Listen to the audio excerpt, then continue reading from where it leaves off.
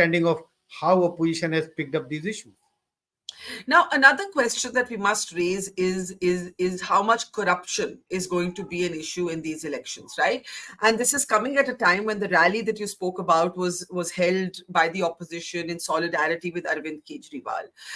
Corruption remains something that the voter believes has increased. मुझे ये आपका स्लाइड काफी इंटरेस्टिंग लगा. Look at this. Whether it's in villages, whether it's in towns, whether it's in cities, you have a majority of people. In fact, the more sort of developed the unit, the more people believe that corruption is having an impact on their lives, right? So 55% in villages, 53% in towns, 57% in cities.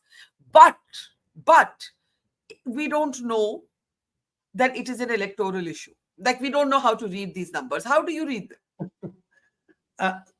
We should not misunderstand with this slide with what everybody is talking about, electoral bond. This is the experience of common people on the ground. This is no indication of whether corruption has increased at the top level.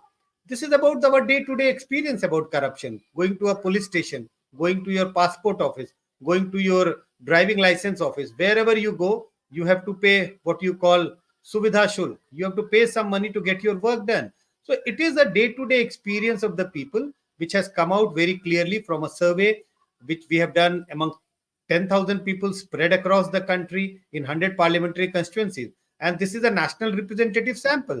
That is why we have been able to bifurcate the opinions with regard to people living in villages, town, and the big cities.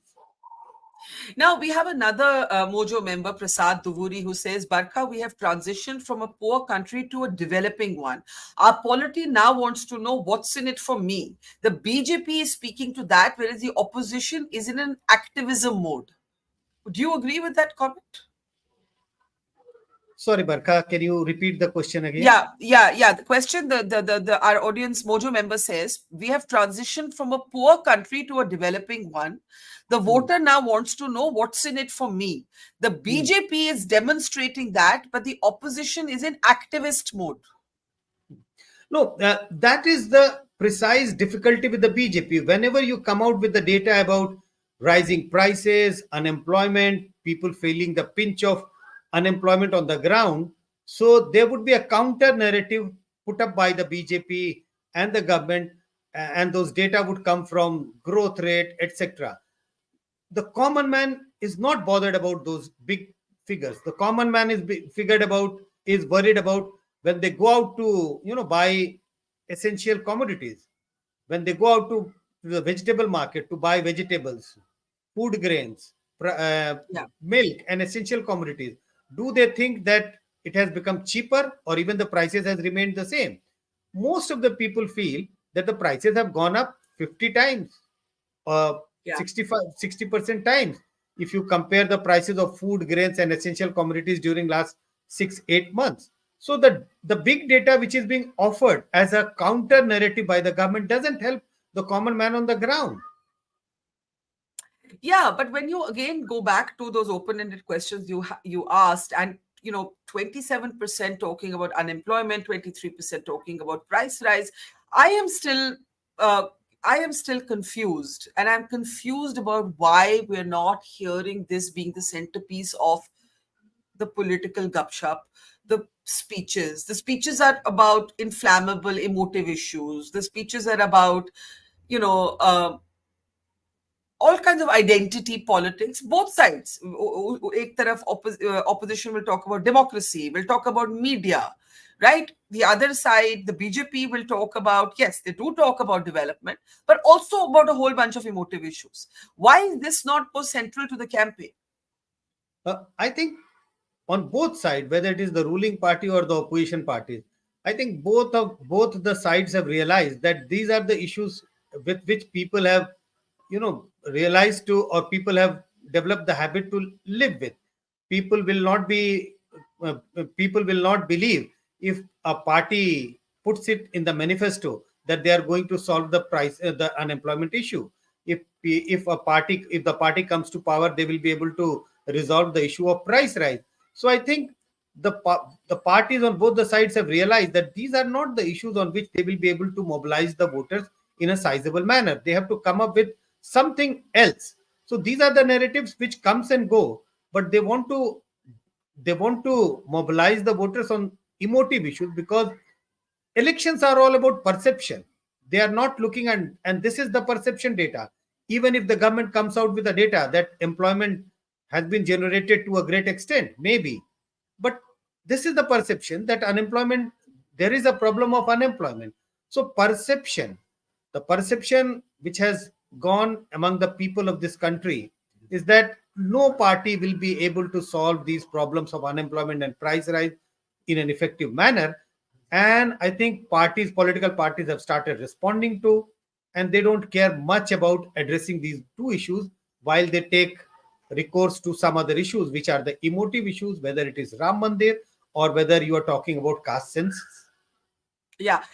Again, Prasad, who asked that question, said, I agree with the professor, but I'm making the point that 10, 15 years ago, the poor would have supported an angry young man activist persona, but today they look to the BJP to deliver. There's one other comment from Raghavinder Joshi who says, corruption may have increased across villages, towns, and cities, but while the BJP is able to divert the attention of the electorate, there is also a perception that the opposition will do no better.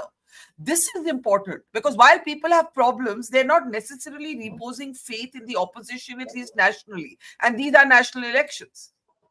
No, BJP has been able to divert the attention, because if you go by the data which we have shared in the national media today, people Yes. believe that corruption has gone up. But as I said, it's not the belief that corruption has gone up at the top level of governance. Prime Minister Modi's image still remains undented. There is no taint on Prime Minister Modi's image. So people believe that yes, these are small corruption, but Prime Minister Modi is still running a government which is free and fair, honest government, a very strong government. That is why this issue does not translate into people voting against the government. Now, contrast this, Sanjay ji, with 2014. Right? This is a very important point that you've made. Can we have the corruption slide up? You've just said the perception of increased corruption is not about the top levels of government. The Prime Minister has an untainted image. Now, you remember Manmohan Singh. Manmohan Singh was seen to have, corruption was alleged to have thrived on his watch, but he personally was not accused of corruption.